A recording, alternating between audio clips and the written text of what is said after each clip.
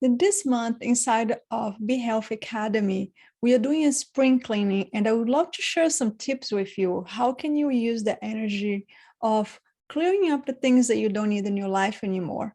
Then the tip number one is clean up your own energy. That's very important for us to feel comfortable in our own body. This is our home, this is our temple. Then learning how to clean up your own energy is very important.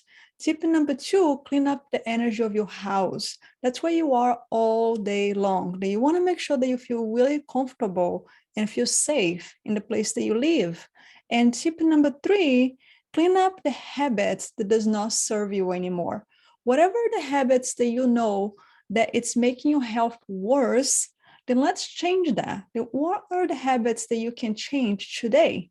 Then make sure that you make some action plans for today and start to make some changes and apply that in your own life. Hope you have a great day.